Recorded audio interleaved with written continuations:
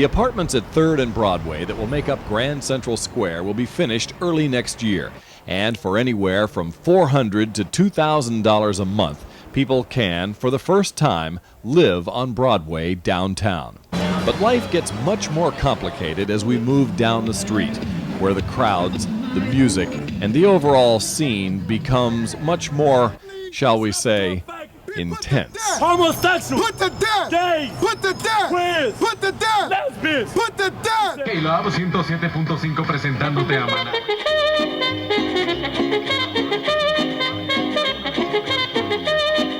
Retailers up and down the street don't need much help. Business in this community has always been strong. But look up, even one floor, and enter the world of abandoned property.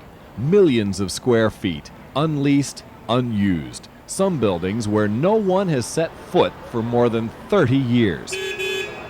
Estela Lopez heads up Miracle on Broadway.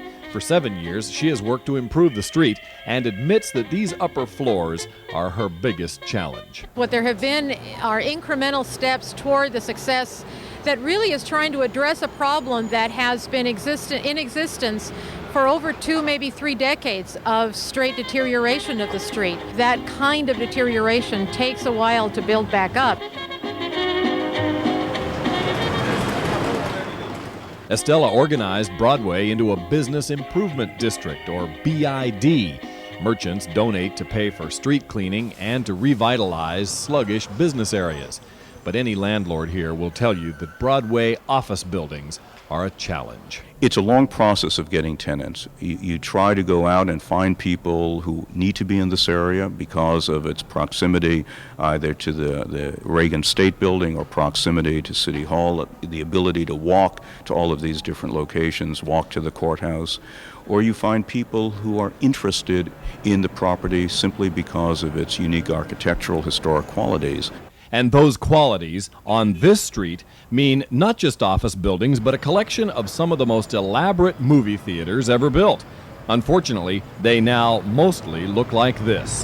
The shining exception, though, belongs to this man, Dr. Gene Scott, who runs his worldwide television ministry from the United Artists Theater, a place that was a wreck when he took it over in 1990.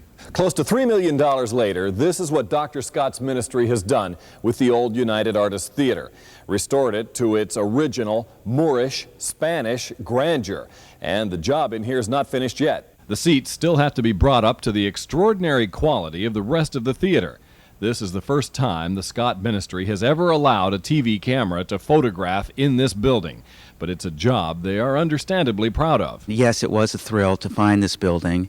It was disappointing to find it in the state it was, but with perseverance and a commitment to excellence, we restored this church to its glory. But Gene Scott's theater is the exception. It's surrounded by the norm. Empty space, best used by garment workers as a form of warehouse. At least those tenants are happy. The cost is much cheaper than New York, and you have the shipping facilities here, the warehousing facilities, which they allow you to ship from these buildings. So for me, I really don't see why people are so scared to come down here, but it just seems to be that way. It has been that way, and almost certainly the garment shops will have a future on Broadway. The garment industry in this town is very strong, but also being attacked from all sides. It is job creation when you talk about garment industry. Let's find a home for them, and if that home is in these buildings, then let's be adaptable and use it for those kinds of uses. But downtown planners don't want this street to be this strange mix of garment workers, furiously profitable shops, and lonely, forgotten upper floors. They want it to thrive more than that, even at night. And you'll see tomorrow why Broadway really becomes eerie when the last shopper has gone and the music is over.